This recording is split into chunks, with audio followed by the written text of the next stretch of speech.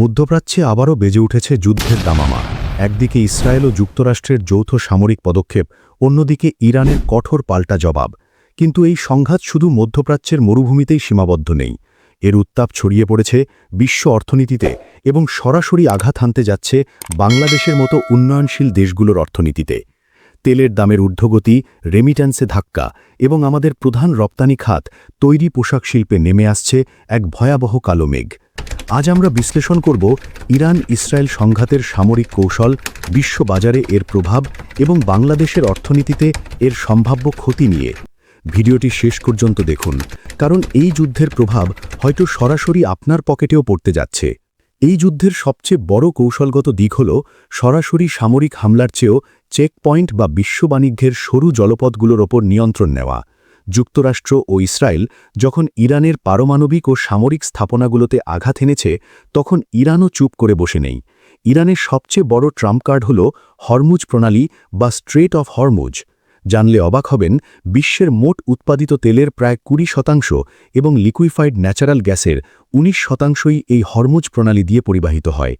অন্যদিকে ইয়েমেনের হুতি বিদ্রোহীরা লোহিত সাগর ও এডেন উপসাগরে বাণিজ্যিক জাহাজগুলোতে হামলা বাড়িয়ে দিয়েছে। এর ফলে বিশ্বের নামিদামি শিপিং কোম্পানিগুলো সুয়েজ খাল এড়িয়ে আফ্রিকার কেপ অফ গুড হোপ ঘুরে জাহাজ চালাতে বাধ্য হচ্ছে। সামরিক সংঘাতের এই সরাসরি প্রভাব গিয়ে পড়ছে বিশ্ব অর্থনীতিতে।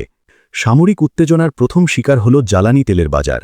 আন্তর্জাতিক বেঞ্চমার্ক ব্রেন্ট ক্রুডের দাম এক লাফেই ব্যারেল প্রতি $77 গিয়ে ঠেকেছে।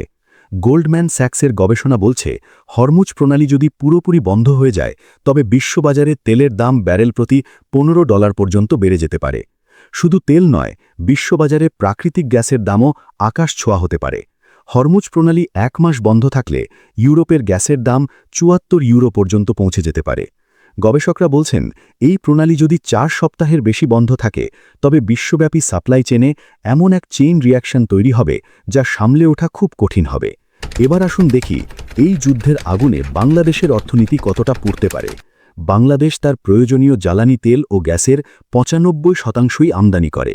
এর মধ্যে দীর্ঘমেয়াদী চুক্তির আওতায় কাতার ও ওমান থেকে যে এলএনজি আসে, তার 75%ই আসে এই হরমুজ প্রণালী হয়ে।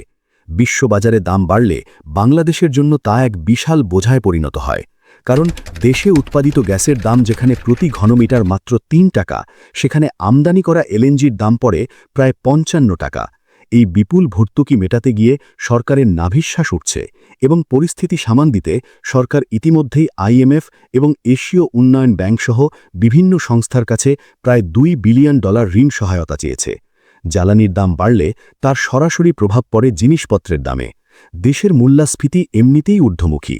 এর মধ্যে যুদ্ধ দীর্ঘস্থায়ী হলে এই মূল্যস্ফীতি আরও ভয়ঙ্কর রূপ নিতে পারে। আমাদের অর্থনীতির মেরুদণ্ড হল তৈরি পোশাক শিল্প বা আরএমজি।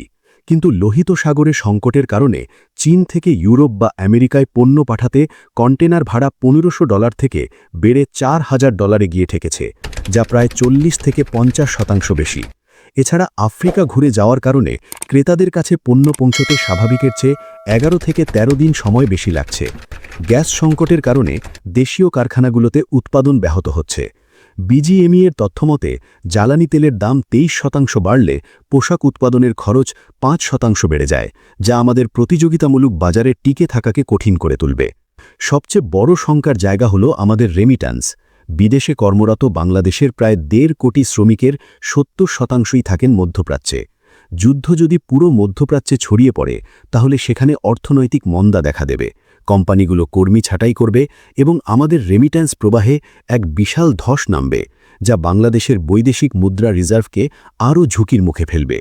এই বৈশ্বিক সংকট আমাদের একটা বড় শিক্ষাও দিচ্ছে।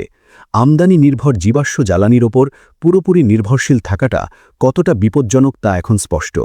জ্বালানি বিশেষজ্ঞদের মতে এই সংকট থেকে বাঁচতে বাংলাদেশকে দ্রুত সৌরবিদ্যুৎ বা নবায়নযোগ্য জ্বালানির দিকে ঝুঁকতে হবে।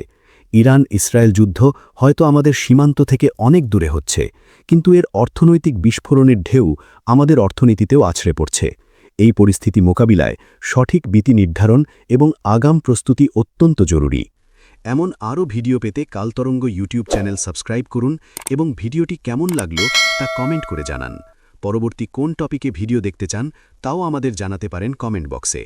আপনি যদি আমাদের ফেসবুক পেজ থেকে ভিডিওটি দেখে থাকেন তাহলে আমাদের ফেসবুক পেজে লাইক ও ফলো দিয়ে আমাদের সাথেই থাকুন। ধন্যবাদ। দেখা হবে পরবর্তী কোনো ভিডিওতে।